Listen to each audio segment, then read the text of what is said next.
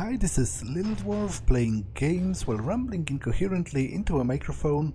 Why? Well, just because I can, and I continue with BioShock 1 Remastered. I'm just about to enter the Kashmir restaurant, so let's do that.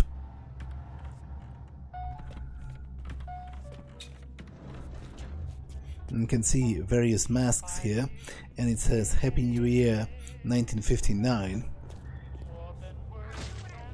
Which, you know, they've never... It's clear that this party was never properly wrapped up.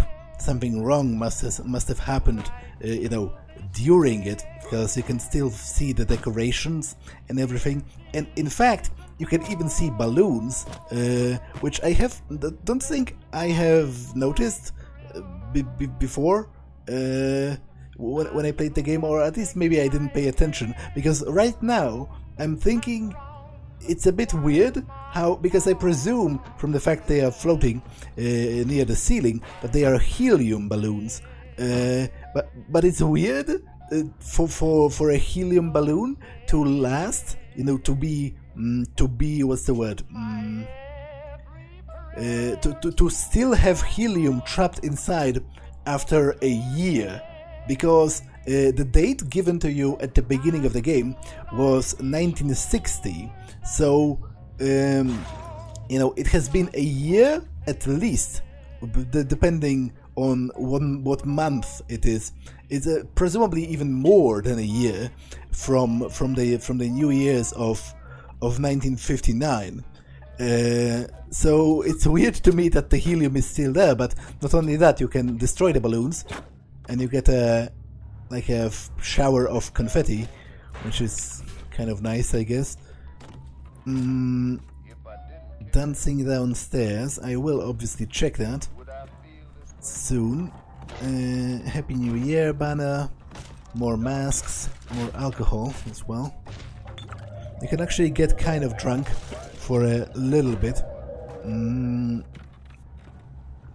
Now there's a sort of small foreshadowing moment well, I guess it's not foreshadowing anymore, is it? Because you've actually seen a little sister and the Big Daddy already, but you could also see the little sister's eyes inside this vent over here. Rapture Tribune. Unfortunately, you cannot read the newspaper. You can, however, loot some money. Cannot use the phones. Local calls, operator, security, medical. So I'm not quite sure what the use button is for, because it doesn't really do anything. But oh well. Interesting mask. Kind of creepy. Okay, so let's visit the restrooms.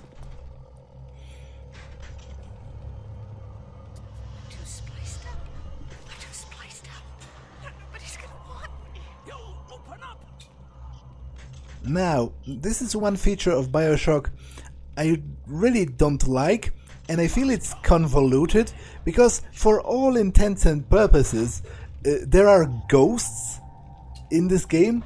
Like, it's explained a little bit different, but the explanation doesn't make much sense to me.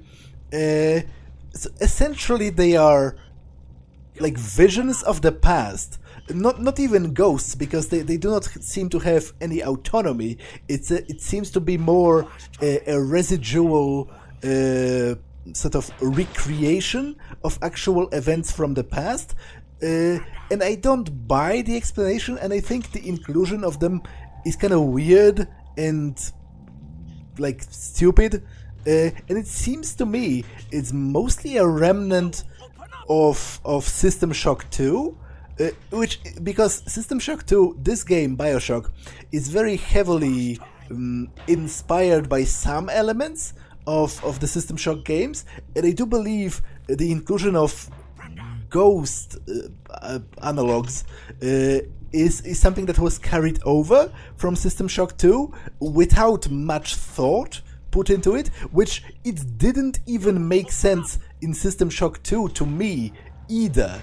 I think it was already stupid in System Shock 2, so I'm not sure why they ported it over without giving it seemingly much thought. I don't think those encounters serve much actual purpose, because you could have relayed the same information via the audio logs, which you can see one of them right there, and I will listen to it soon. So overall, I'm not impressed with the inclusion of those ghostly apparitions in the game. Hey Brenda, you care to tell me why you had a hole in the wall the size of Plymouth Rock coming out of your crapper going on 3 weeks now? Nah, I ain't saying I'm Shakespeare. I'm trying to run a respectable theater. I got working folk coming in from Port Neptune trying to catch a little diversion. And all I can think about is the stink coming out of your shitter. Get it fixed. Okay, so it tells you about a hole in the wall, which is purely sort of gameplay related, because it basically tells you where to go if you get lost. Yeah, but I don't understand, why did they use the ghosts if they could have reliably, passed on the same information. This is the hole they were talking about. I'm not going there yet. They could have reliably relayed the same information via the use of just more audio logs, or even through cameras, because there are, they could show you an actual recording of a camera, because there are cameras, there are working cameras in Rapture, and there is technology that allows you. Well, to be honest, I'm not sure if you ever see actual moving, if you ever see actual films. Maybe they only photograph people. But still, you could have worked around it without including ghosts. Like, the ghosts are stupid, and the explanation for them, which is going to come much later in the game, I find to be stupid as well. I will comment on it when it comes up. So overall, I'm not quite sure why they even did that, and I think it was potentially a mistake.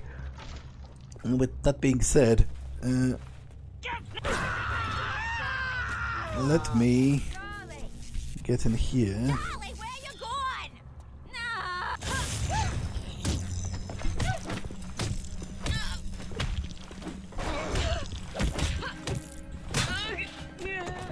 And kill her.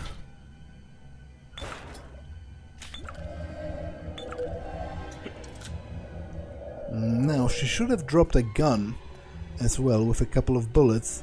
I wouldn't lie. I won't lie, it would be nice if I found it and actually picked it up. But I'm not sure if that's going to happen. Cocktail lounge.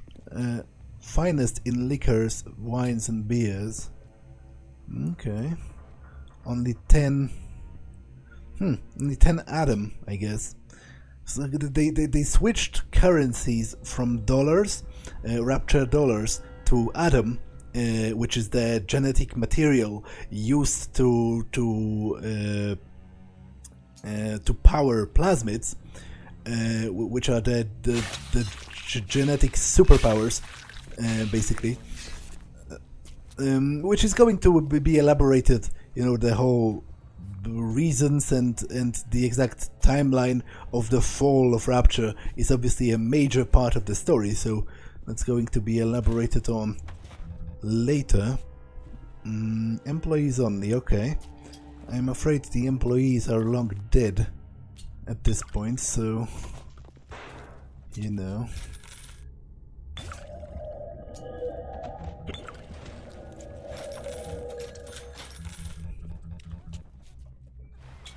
Okay, I don't think there's anything else in here. However, I've lost the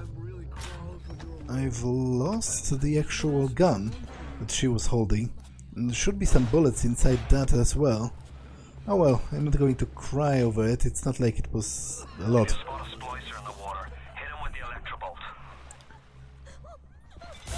Probably just one or two.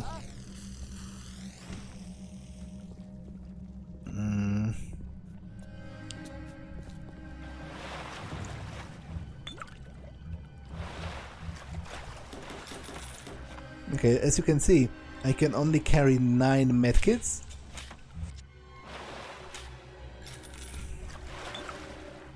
There's another audio diary. New Year's Eve alone.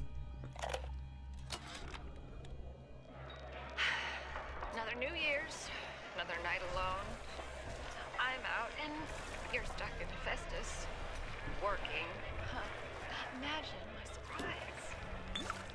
I guess I'll have another drink.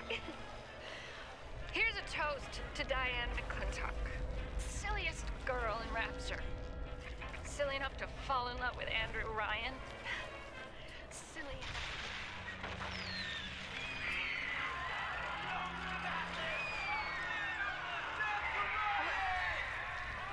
What happened? I'm bleeding. Oh God. What's happening?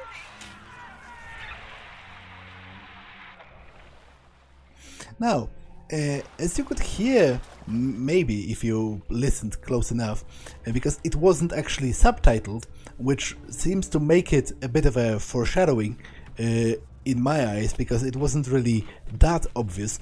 But once the commotion during the New Year's Eve celebration started, someone was shouting, "Long live Atlas, death to Ryan," which is interesting because the game doesn't actually focus on the the game, neither does the game nor does Atlas himself as a person. He doesn't actually focus on his role in the downfall of Rapture for a really long time. He doesn't really elaborate on that. He keeps it strictly personal when it comes to you helping him rescue his family. But if you listen closely to that audio recording that I just listened to, it becomes obvious that he has to be very heavily involved, because they were shouting "Long live Atlas, death to Ryan" as they were sort of juxtaposing those two figures, and obviously it seems he must have been somehow involved if they were invoking his name while making this attack. I think I've explored everything around here, so Footlight Theatre is where I'm going to go next, but I'm going to get there through the hole in the crapper. Oh, there's still this. Fontaine Futuristics AccuVox, personal voice recorder, recording the thoughts and lives of Rapture citizens for 5 years and counting. Fontaine Futuristics for the city of the future. Okay, so it's basically an advertisement for the machines that the personal recorders that you find with the audio logs. Which the audio logs themselves are a bit convoluted, but not.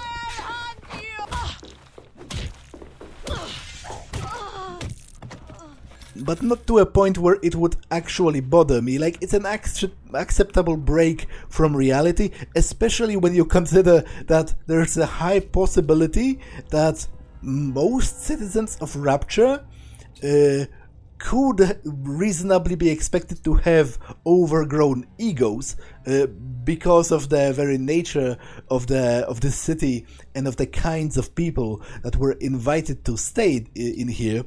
So it isn't that unreasonable for me to assume that they themselves thought it would be relevant for future generations to listen to their random rambling on life. Because after all, they were so influential and important people. But it is worth noting that the existence of the audio logs in itself is once again a very direct is very directly inspired by how storytelling worked in System Shock games, because there it also relied not exclusively, but mostly on audio logs that you found. There were also some emails, but I guess they fall under the general purview of like found footage kind of. You didn't really have dialogue with actual living characters most of the time. You just found a lot of recordings of people who, at the point where you found the recordings, more often than not, were already dead, which is also a theme in BioShock. With that being said, let us continue. Careful now. Would you kindly lower that weapon for a minute? You think that's a child down there? Don't be fooled. She's a little sister now. Somebody went and turned a sweet baby girl into a monster. Whatever you thought about right and wrong on the surface, well, that don't count for much down in Rapture. Those little sisters, they carry Adam, the genetic material that keeps the wheels of Rapture turning. Everybody wants it, everybody needs it. Okay, I will elaborate more, because the game doesn't really, for now, on the sort of moral choices part of the game, which I do feel is not as strong, not nearly as strong as the other advertisement for this game would have had you believe back in the day, because believe it or not, the moral grayness of the setting and the moral choices were actually a rather substantial part of the marketing for this game, and of like early opinions and discussions about it when it was first released, which I do believe is majorly overstated. The importance and the supposed good execution of those moral choices is majorly overstated, but I will comment on that when they actually crop up in gameplay, which is still a bit ahead.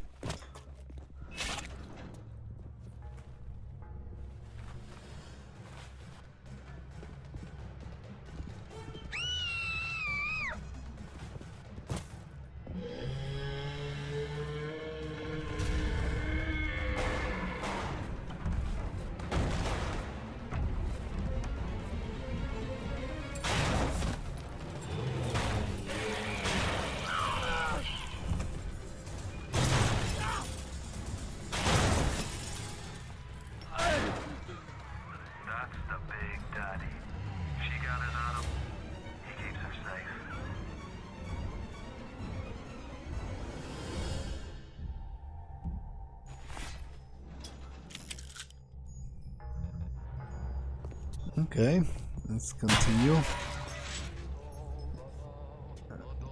Sander Cohen's Happy Chappy now showing. Happy Chappy again. Happy Chappy. Some general artwork. Footlight Theater. Let's explore it and to loot random crap off the floors, as is tradition at this point, as will continue to be tradition throughout the entirety of the game. Director's commentary. Okay, let's listen to that. You've unlocked an episode of the director's commentary. Play it now or view it later from the main menu. Spoiler warning, the documentation contains in-depth discussion of the plot details, including the ending. Okay, so I will, for the sake of any people who are actually watching and don't know this game, possibly, for whatever reason, I might actually listen to those at the end. Before I go into the museum, I will make like a whole separate episode of watching and commenting on the director's commentary. Yeah, let's do it like that. Let's skip it for now. Does it get saved somewhere? You've unlocked an episode. You can view it later from the main menu. Okay, but I would like enjoy if the game sort of made it clear to me that it has saved it. I wouldn't enjoy if if it turns out later that I didn't actually properly pick it up. But I guess I will check after I end this episode. I will go to the main menu, and if it happens, if it's not saved, I'm going to redo it off screen and try to mark it for later. But for now, I guess let's continue onwards.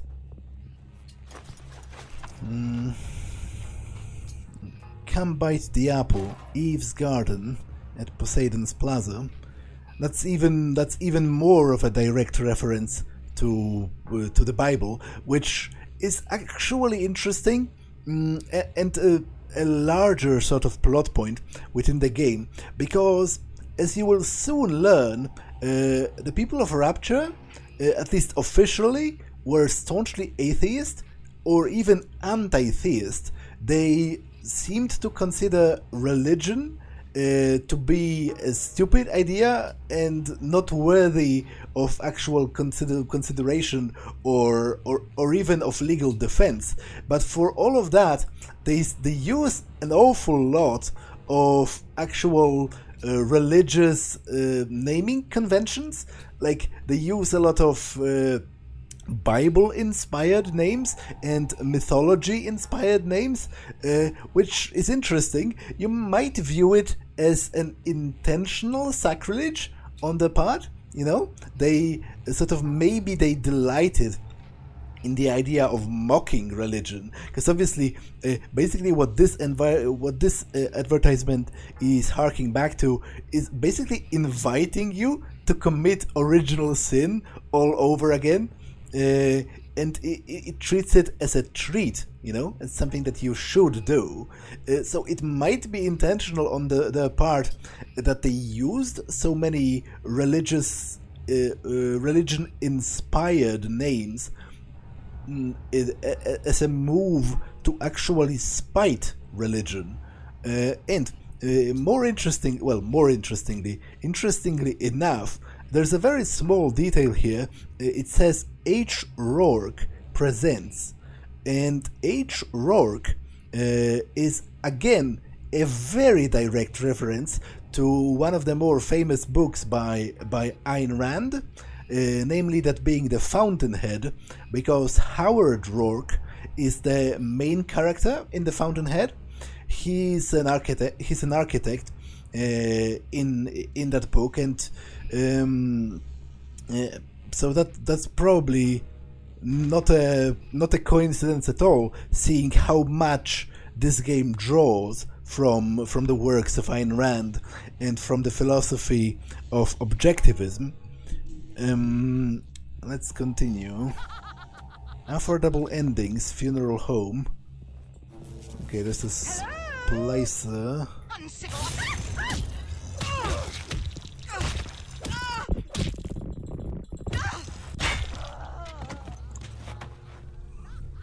Yeah, this one, for example, did drop her pistol, and as you can see, there are 3 rounds inside. So I didn't find the one before, but it's not that big of a deal. Affordable endings, funeral home. Haven't you already paid enough? Yeah, that's a good question. Andrew Ryan's favorite girl, Jasmine Jolene, limited time engagement. So this is again a rather important piece of foreshadowing. Rather important piece of foreshadowing in a rather inconspicuous place, because many people might not stop to actually read all of those posters, but if you would combine in your mind 2 pieces of information you already have at this point, that being that someone called Diane McClintock has been talking about being in a relationship with Andrew Ryan. There was an audio recording about him being stuck at work and her celebrating New Year's alone. And yet here it says that Jasmine Jolene is Andrew Ryan's favorite girl. So, you know, what's up with that? It is going to be elaborated upon later on in the game. And with that being said, let me actually get a move on. Come back! I didn't mean anything by it!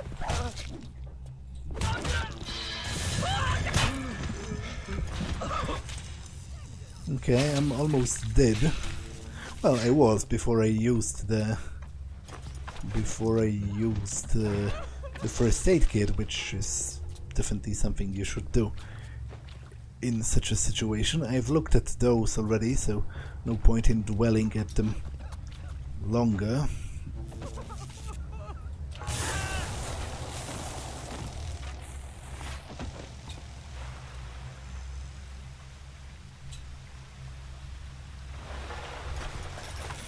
There is a corpse of a Big Daddy. You can get a good look at him before you actually encounter one in live gameplay, and it has quite a lot of loot on it, which is nice to see. Altruism is the root of all wickedness, which is a very loaded slogan there. And it's something, again, that ties very directly to the philosophy of objectivism and the philosophical views of Ayn Rand, because she could actually have written that. I do believe she has, maybe not in this direct of a quote, but basically she directly criticized altruism in her works, but the way she understood altruism is like very counterintuitive, because the whole philosophy of objectivism was praising what was called ethical egoism. But again, those are very loaded terms, because we are, at least culturally speaking, I believe, in the Western, in the West, or generally maybe overall, but I can only speak from experience as a person living in Europe. We are taught to like altruism, I suppose, to most people is unequivocally good, and egoism is something that we are supposed to avoid. So it's a very loaded slogan to say that altruism is actually bad and egoism is actually good, which might be an element of like philosophical clickbait almost, because the thing is, Ayn Rand doesn't actually mean what you think she means entirely, at least, because her definitions of egoism and altruism are rather convoluted and not entirely correspondent with the general idea of what altruism and egoism are. Because to Ayn Rand, the altruism that she actually despises is like being socially and culturally expected to help people that you actually despise just because they are suffering.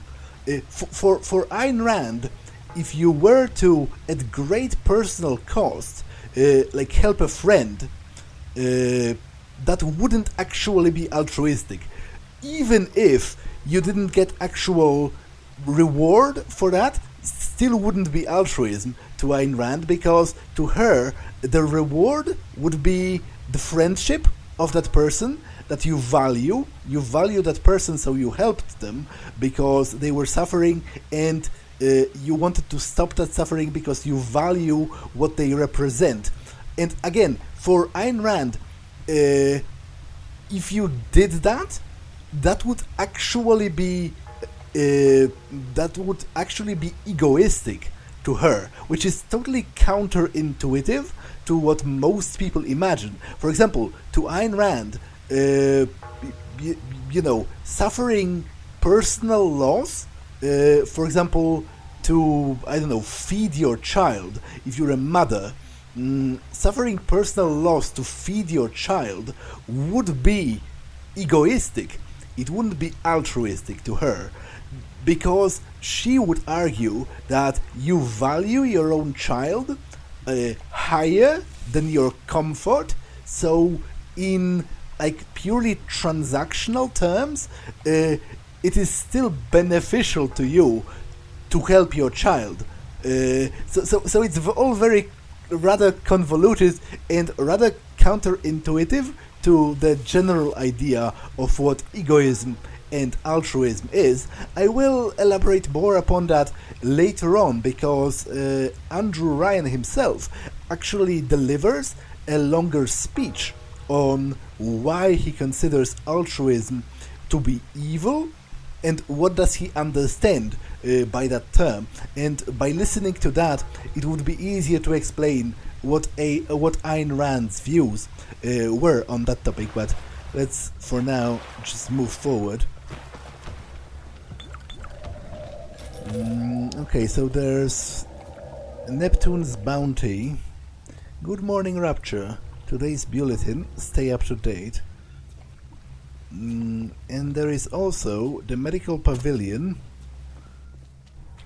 and there are the bathrooms.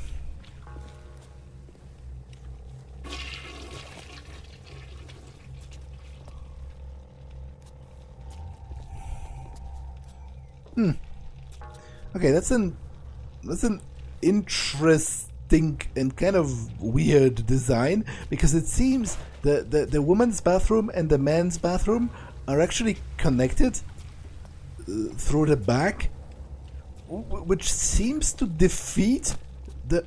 Although, maybe there was a wall here. No, I don't think so. Like, this doesn't look broken. It looks like it was designed this way. So it seems to me, it seems to defeat the entire purpose of having segregated bathrooms to begin with. Because, obviously, like, if you can... like, why do you even have two separate entrances if they are conjoined at the back? Like, who designed this? Were they already insane at the point where they designed this place? That might actually be it. Which actually, believe it or not, I will kind of discuss, because as I said, I do believe, to me, BioShock is more of a critique, well, maybe not a critique, it's a commentary on human nature, rather than a straight-up critique of objectivism itself. So I will come back to the point of whether the founders of Rapture were insane at the point where they were founding it, but I will do that later on when the game actually elaborates on that. So I'm supposed to go here, but if I try, this happens.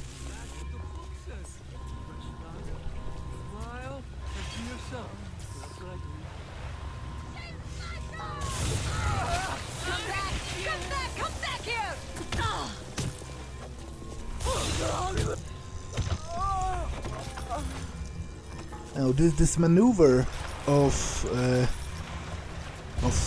frying the enemies, electrocuting the enemies that stand in water is very useful, given the prevalence of water overall in this game. So it's definitely worth doing.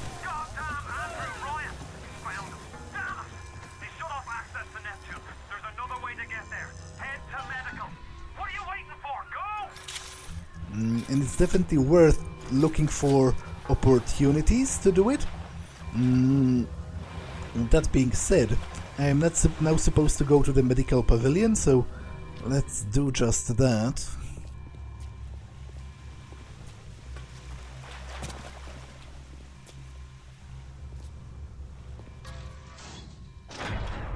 Oh, Christ! You're trapped! Gonna try to override the exit from here!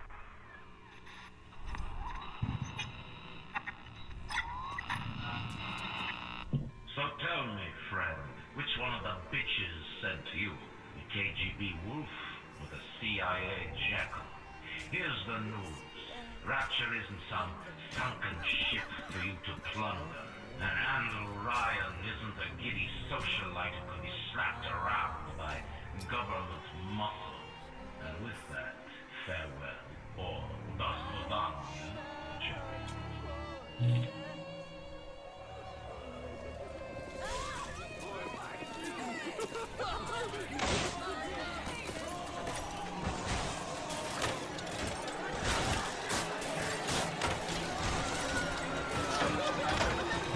I got him! Get out of there! Get out now!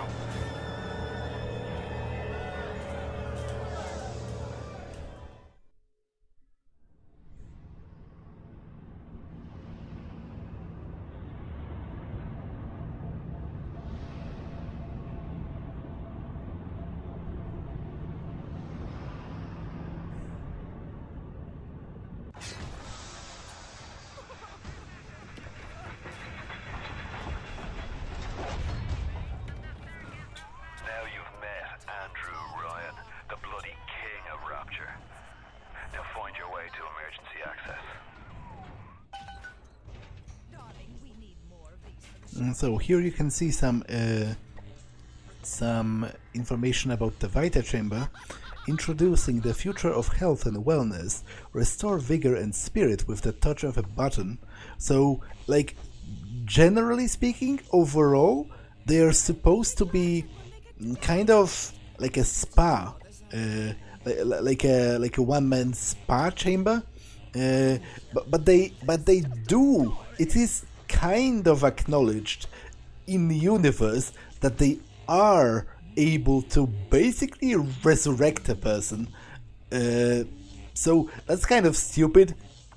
Like from a multiple standpoints, like it strains credulity to my mind, and I think it wasn't really needed. Like once again, the VitaChambers seem to be a result of a very direct reference to System Shock, because that's basically how it worked in System Shock. You had those reconstruction chambers. There were devices that you can switch on that basically reconstructed you after you died, with little penalty as well. I didn't like it in System Shock, and I don't like it here. But what I don't understand is why didn't they... Like, it seems to me there are multiple elements of BioShock that are present simply because something similar was already in System Shock. It seems to be... There seems to be little reflection on whether those are actually elements that are good or needed. The VitaChambers, to me, are not needed and are kind of stupid. And I don't really agree with their inclusion. With Adam, there is no reason not to be beautiful. Dr. Steinman's cosmetic enhancement. Okay. The parasite is three things: free market, free will, and free man. Eve, running on empty? Fill up with Eve. Only the best for our discerning customers. Brought to you by VitaStat. Feel better than ever. Quality that can't be beat. Now with extra strength. When your vitality is as important as your time. It's an advertisement for the medkits that you use. Medical Pavillion. Steinman's simple surgery for a complex world. Beaten by a nose, Steinman's offers a comprehensive rhinoplasty service. This is a advertisement for the recorders, which I've seen already. Seen that. Seen that. However, there is more stuff in here, as well as another audio diary released today. Dr. Steinman said he'd release me today. Ryan didn't come to see me since the New Year's attack, not once. But Dr.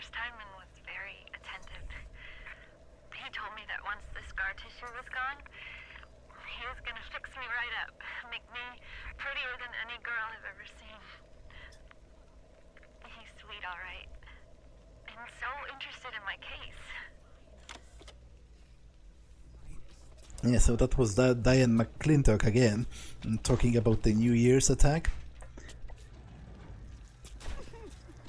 And here comes the hacking, which I am not a big fan of. I'm probably going to speed it up each time I do it. I am going to do it because hacking provides, all in all, enormous benefits in this game. Like in terms of helping you with fights and giving you additional resources in terms of hacking safes. So I am going to do it, but I will probably speed it up each time after the first, because it's not very riveting. Hacked security bots are friendly and will attack your enemies. So basically, you have to navigate.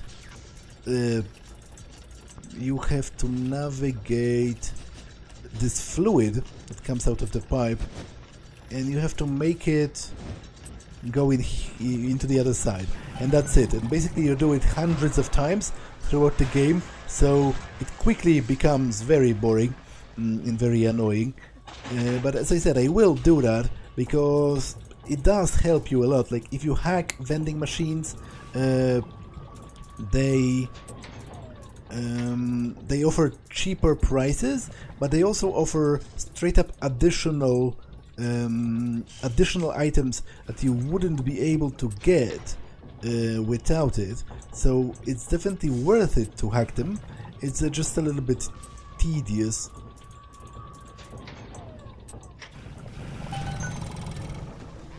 So this is a vending machine. You can buy some ammunition and the like. I am not going to buy anything yet. I am still ways ahead of... well, not ahead, but... like, you can hold $500 at once in your wallet, and I only have around 70.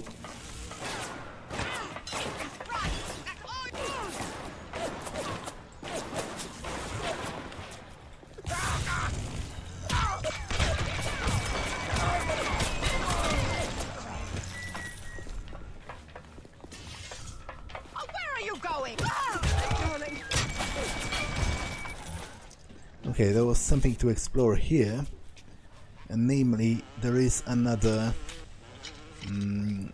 audio log, so let's listen to that. Adam's changes. Ryan and Adam. Adam and Ryan. All those years of study, and was I ever truly a surgeon before I met them? How we plinked away with our scalpels and toy morality. Yes, we could lop a boil here and shave down a beak there, but could we really change anything? No. But Adam gives us the means to do it. And Ryan frees us from the phony ethics that held us back. Change your look, change your sex, change your race. It's yours to change. Nobody else's. Yeah, so you can get a first glimpse of Steinman, who's going to be a rather major character in this part of the game, and his outlook on the philosophy guiding Rapture, and how he enjoyed what he believed to be a freeing experience.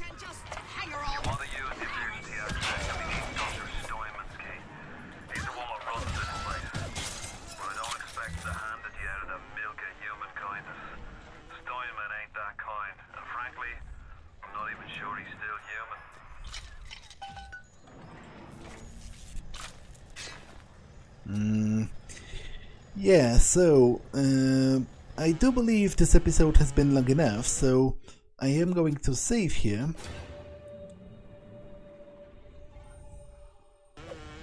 And end it for now. That's all for this one, and I will see you in the next one. Bye!